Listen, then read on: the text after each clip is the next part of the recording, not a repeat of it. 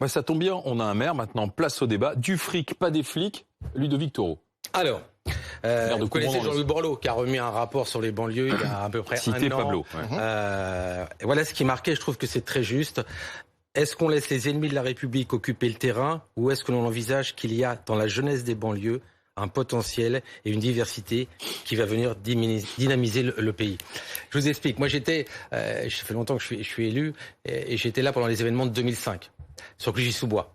Clichy-sous-Bois, ils ont vite fait. Il y avait le maire Claude Dillin qui, hélas, nous a quittés, qui a eu deux choses importantes. Un, amener des transports et deux, mettre un commissariat.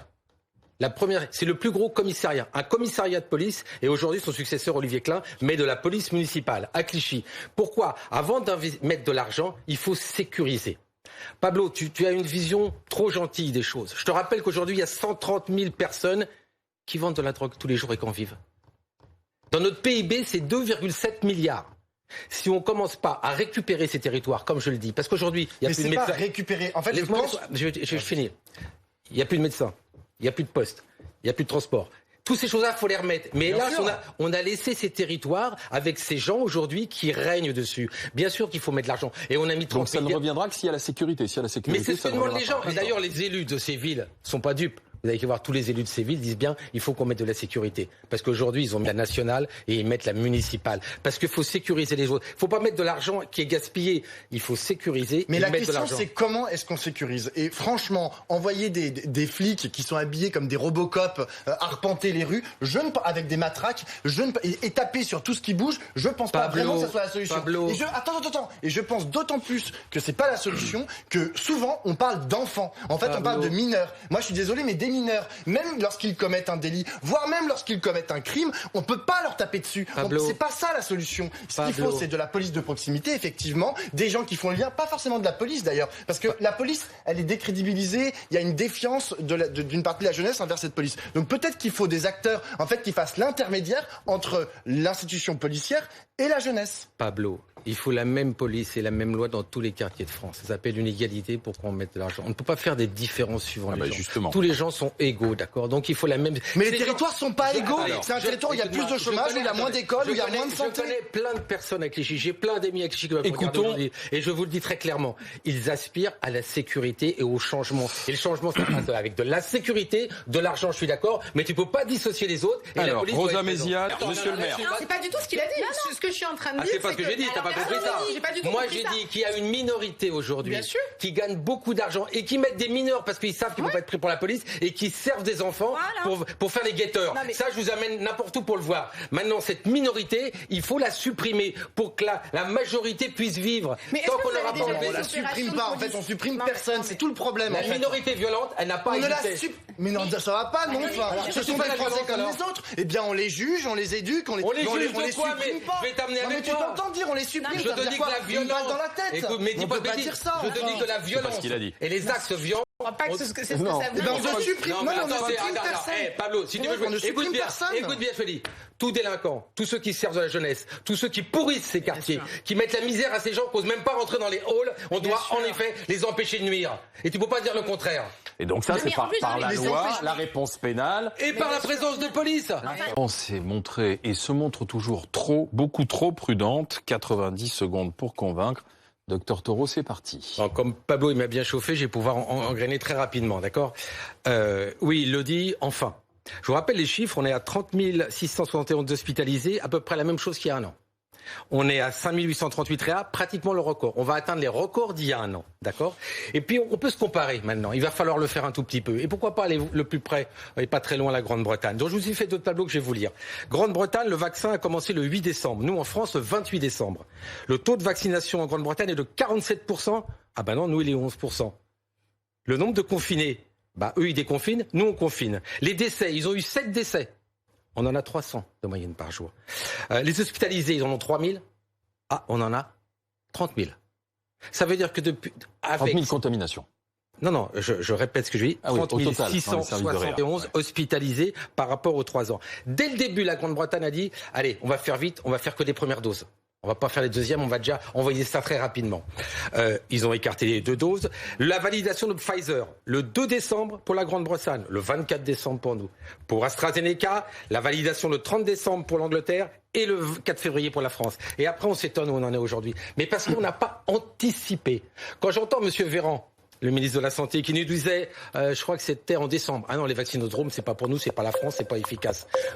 3 mois après, on les fait. En fait, on n'a pas su du tout s'adapter, on n'a pas inventé, d'accord? On a une autosatisfaction, on est les meilleurs. Non, le bout du tunnel, excusez-moi, il est au bout du tunnel de la Manche. C'est là-bas que ça se passe. Et la lueur, elle est pas chez nous parce qu'on n'a pas su anticiper et surtout qu'on prend les mêmes mesures qu'ils ont pris il y a 3 mois.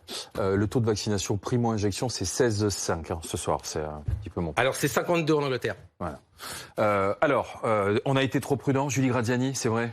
Oui, mais il y a un biais inavoué dans l'exposé de Ludovic, c'est qu'il compare la France et la Grande-Bretagne en omettant de nous dire que la France, elle, a fait le choix de l'Union européenne, que par conséquent, elle ne décide pas seule, qu'elle doit tenir compte de l'avis de ses partenaires et que c'est pas seulement la France qui est pointée du doigt pour sa lenteur. Non. C'est toute l'Union européenne qui l'a été par l'OMS récemment. Non. Je suis pas d'accord, Julie. Ce que je viens de te dire, c'est qu'ils ont décidé de tout mettre en première vaccination, ce qu'on aurait pu faire. Il n'y avait pas besoin de l'Europe pour ça. Si on avait décidé à 3 mois, au lieu de se taper les deux rappels, on dit, on met tous les premières vaccinations, comme ça, on fait une majorité, même s'ils sont protégés à 70-80, c'est déjà ça. Et là, il n'y avait pas besoin de l'OMS, il n'y avait pas besoin des vaccins. C'est toujours anticipé. Il n'y en a pas assez. Allez, plutôt que d'avoir la majorité qui n'est pas vaccinée, on va en faire une majorité qui est au moins vaccinée à 70%. Donc c'est juste sur la fréquence des vaccins, enfin des 2 injections. C'était tout simplement, mettons le plus de personnes vaccinées en première dose. Après, mais pas un médecin l'avait dit en France. Si, je suis désolé. La haute autorité de santé, peut-être le docteur Thoreau, mais il y en a pas beaucoup. Autorité de santé. Fin janvier, on n'avait pas forcément les vaccins pour arroser avec une première injection. Parce qu'on a arrosé 1 et 2 vaccins. Il fallait que la deuxième dose que vous preniez à 4 semaines sur le Pfizer, je vous rappelle, et qui était à 3 semaines, il fallait la mettre tout simplement en primo-vaccination. Parce que le Pfizer, ça a été le vaccin majoritairement fait en France, c'est tout. Et là, il n'y a pas besoin de l'Europe ou qui que ce soit. Il y a besoin juste un tout petit peu, clic-clac. Mais bien sûr, moi je suis complètement d'accord avec Ludovic. Moi, j'arrive toujours pas à comprendre en fait la temporalité de notre gouvernement, qui nous dit toujours des choses qu'on ne devrait pas faire ou que peut-être qu'ils ne feront pas encore, etc. Par exemple, le confinement, par exemple, les vaccinodromes. Et puis, en fait, on attend un peu. Et puis, le confinement, ils avaient dit 2 semaines avant, il n'y aura pas de confinement. Finalement, il y a un confinement. Ils avaient dit, les vaccinodromes, c'est pas notre truc, c'est pas à la française. Et puis, finalement, il y a des vaccinodromes. J'avoue que cette politique est insupportable. Mais surtout, moi, ce qui m'insupporte le plus, c'est qu'il n'y a jamais de bilan en fait de tirer de ces temps d'attente et de cette temporalité hyper bizarre. C'est-à-dire qu'on a toujours Emmanuel Macron ou Jean Castex qui viennent s'autocongratuler dans les médias. Et ça, j'avoue que c'est très étrange parce qu'ils pourraient dire c'est vrai, on avait dit qu'il fallait pas de vaccinodrome et maintenant on dit qu'il en faut. Donc peut-être qu'il y a 3 mois ou il y a 2 mois, on s'est trompé. Mais ils sont absolument incapables de le dire et j'avoue que c'est compliqué à entendre. Je reviens quand même à la logique européenne parce que ça va nous fournir un élément d'explication puisqu'en fait Ludovic nous décrivait une situation mais nous a pas vraiment expliqué comment on en arrivait là. Bon, je pense que la différence c'est que la Grande-Bretagne a fait le choix de l'audace d'y aller seule, de prendre des risques en effet. Tandis que nous, parce qu'on est habitué à décider à 27, on regarde un peu comment font les autres avant de risquer un petit bout de l'orteil dans l'eau froide. On pouvait pas regarder la Grande-Bretagne comment ça fonctionnait. Est-ce qu'on a besoin de regarder? Regardez de toute façon, me parlez pas de l'Europe parce que regarde le confinement. Sur l'AstraZeneca, si chacun fait ce qu'il veut. Il y en a 2 qui en veulent pas, l'autre 55 ans. Mais le confinement, ils sont confinés depuis décembre, les mais il y avait aussi une réticence des Français qu'il fallait entendre. Alors, justement, Rosa Méziane. Alors, il y a 2 choses. Alors, effectivement, on est quand même sur une crise nouvelle et c'est peu de dire qu'ils ont énormément tâtonné, voire fait de grosses bourdes. Mais on minimise aussi la défiance des Français pour ce vaccin. Et donc, moi, je me rappelle sur les plateaux, par des médecins, tout et son contraire était dit. Donc, à un moment donné, quand on a des injonctions contradictoires, il faut comprendre aussi que les Français ont fait preuve de méfiance. Maintenant, là où je vais te rejoindre, effectivement, parce qu'à posteriori, quand on regarde dans le rétroviseur, c'est un peu plus facile de dire ce qui a été bien, ce qui a été pas, ce qui a pas été bon.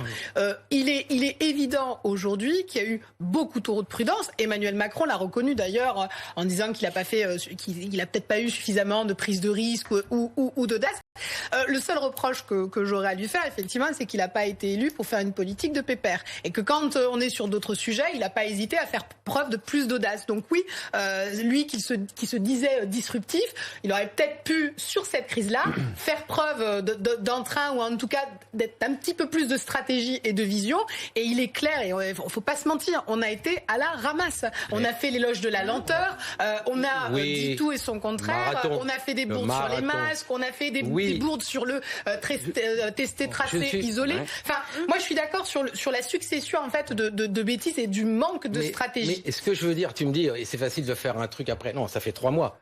Cette histoire d'avoir mis tout le monde en premier, on aurait pu voir au bout d'un mois, ça marchait. Parce que ça a monté tout doucement. Et il a fallu qu'on attende 3 mois. Ou pourquoi ? Parce que là, on entend atteindre des chiffres de l'année dernière, ce qu'on ne voulait surtout pas arriver à avoir.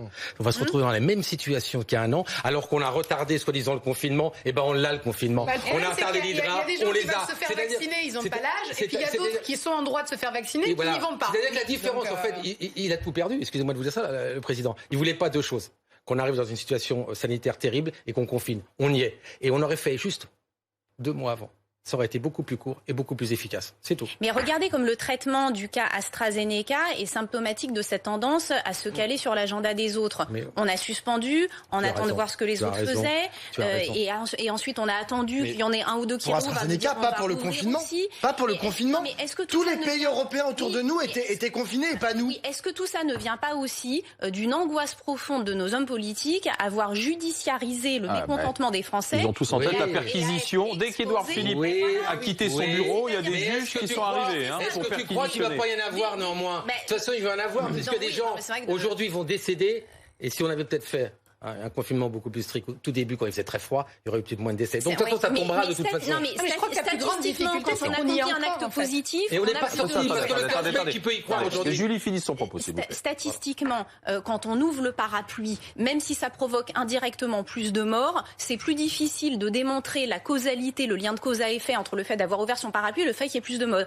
Alors que si on prend un acte positif et qu'un homme politique prend une décision positive d'où il résulte directement plus de morts, il engage davantage sa responsabilité. Donc il répugne à le faire. Rappelez-vous Boris Johnson qui a dit mais non, ça servait à rien. Il se l'est chopé. Il a fait en 24 heures, il a tout changé, la politique. Et nous, on n'a pas su faire ça. Le président de la République l'a attrapé pourtant. Oui, en fait, ils sont tous les deux pareils, sauf qu'il y en a un qui a réagi, l'autre qui n'a pas réagi. Peut-être il n'a pas eu un D'ailleurs, le discours de Boris Johnson au sortir de l'hôpital était très... Il s'est excusé, il a dit « je me suis trompé ». Ce que Emmanuel Macron est incapable de faire. Il y a un peu de storytelling aussi dans tout ça. J'ai pas dit le contraire. Oui, mais il y a l'efficacité à la fin. La lumière, exactement. D'accord, Julie. Mais moi, je vois les chiffres aujourd'hui. Donc, ce qui veut dire qu'il y a eu 5-7 décès. Donc, Dr Taureau, ce qui veut dire qu'on ne sortira pas Mais c'est ça. à la mi-mai, ou tout du moins à la mi-mai, quand le président a dit mi-mai, nous regarderons si nous pouvons un peu assouplir, ça veut dire qu'à la mi-mai, on ne pourra pas. Il y a Alain Fischer, les grands vaccins. 90% de la population ne sera jamais vaccinée en automne. On le sait. Et ça va être terrible. Parce que tous ces chiffres, on en parlera par rapport à ton sujet, sont terribles en termes de confiance des gens. Mais bien sûr. D'accord. Allez, on y va pour le verdict en ce qui concerne la prudence, l'excessive prudence de la France. C'est le docteur Taureau qui en parle.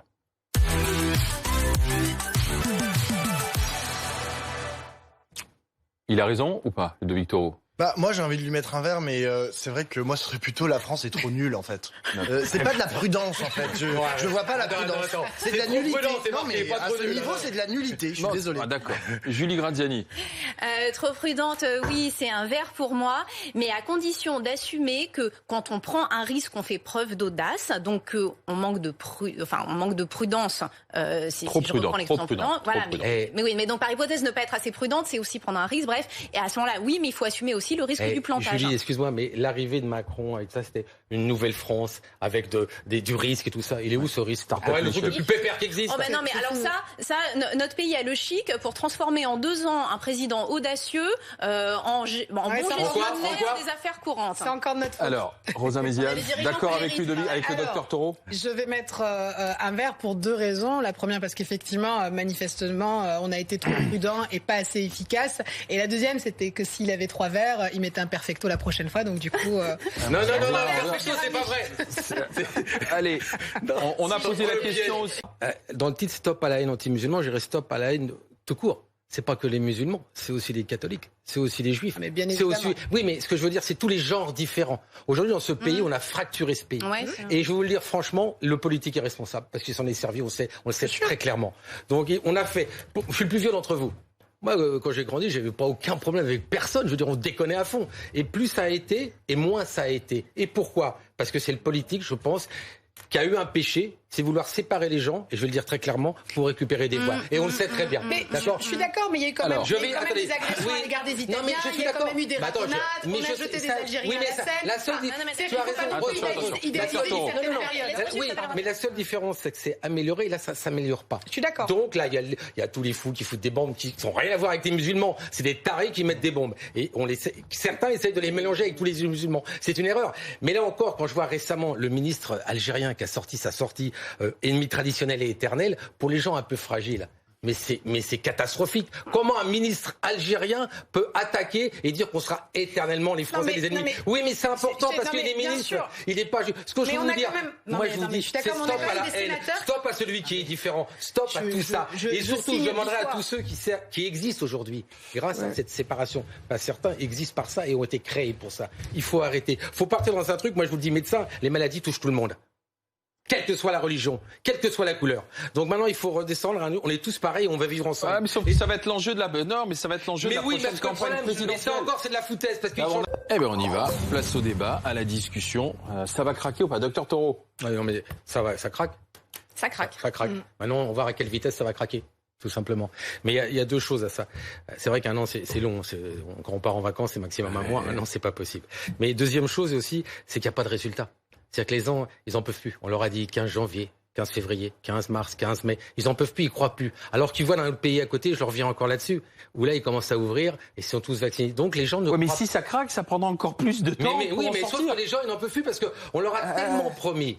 Et excusez-moi, peut-être le mot va être brutal. On leur a tellement menti qu'ils disent, écoutez, c'est bon. On vous a donné une chance, d'accord ? Vous qui nous gouvernez, vous n'avez pas réussi. Maintenant, nous, on veut vivre, on n'en peut plus au bout d'un an. Alors moi, je suis vraiment pour le confinement, je vous l'ai dit depuis le début. Mais là, ça va craquer parce que le 15 mai, excusez-moi, je le souhaite pas, mais je ne crois pas. Je suis même pas sûr au 15 juin. Et ça aura craqué, et ça aura craqué avant. Et ça recraquera tous les week-ends. Mais attendez, vous croyez qu'on aura assez de policiers pour aller contrôler toutes les maisons Attendez. Et on Ludovic, on ne peut pas contrôler les maisons de surcroît. Le Conseil d'État a sanctuarisé le domicile. Donc on va trouver un autre biais, on va trouver d'autres choses, comme pour les vaccins, pour les gens qui arrivent à se faire vacciner alors qu'ils sont pas prioritaires. Donc ça veut dire que vous les... Maintenant, c'est la Julie, vous les débrouille. comprenez, ceux qui craquent et qui organisent des fêtes, vous comprenez. Ah mais... Non. Attendez. Entre comprendre et excuser, c'est deux choses différentes. Comme le disait le docteur Taureau, le fait de voir les images de la Grande-Bretagne, tu vois, est-ce que ça va pas titiller un peu excité, voilà, un peu titillé, un peu excité, c'est-à-dire et puis après tout le week-end prochain je sors, j'invite, même si on sait qu'il y a encore des risques. Excusez-moi, mais quand on entend le ministre de la Santé qui dit que ça marche du feu de Dieu, les gens ils vont y croire que ça marche du feu de Dieu, mais ça marche. Et tu as raison sur l'image, que ça boue depuis un an. Et ben la couvercle saute, il y a des gouttes qui sautent. Et plus ça va bouillir, et plus ça va sauter. Mais c'est évident. Donc de week-end en week-end, et comme on va vers le printemps... Mais surtout, je le redis encore, c'est une perte de la confiance dans les promesses. Si on se dit, allez, c'est le bout du tunnel, mais ça fait combien de temps que c'est le bout du tunnel ? Ça fait des mois que c'est le bout du tunnel. Culinaire de la cocotte minute de Ludovic, faut-il que le gouvernement baisse le feu ou qu'il remette un coup de vis sur le couvercle ? Autrement dit, est-ce qu'il doit fermer les yeux sur les petites incartades des Français en ce moment, ou est-ce qu'il doit augmenter l'autorité, la verbalisation ? Avec les chiffres, attention, je vous rappelle qu'on est au même chiffre qu'il y a un an. C'est surtout pas maintenant qu'il va falloir lâcher les choses. Oui. Parce que si on dépasse en plus, imaginez 2 secondes que symboliquement, on ait plus de gens dans les hôpitaux et qui décèdent en réa. Alors, quoi de ta cocotte minute ? Non, on change. On s'est trompé, la cocotte minute, le truc, on change de cocotte, on essaie de tout changer là-dedans. La flotte, la cocotte, la pincée de sel, la pincée de poivre, et on trouve un truc qui peut en sortir. Mais là, il y a urgence. J'en suis absolument. Mais pour ça nécessite autocritique. Et pour l'instant, le gouvernement... Et encore de la discipline alors. Ouais, mais non.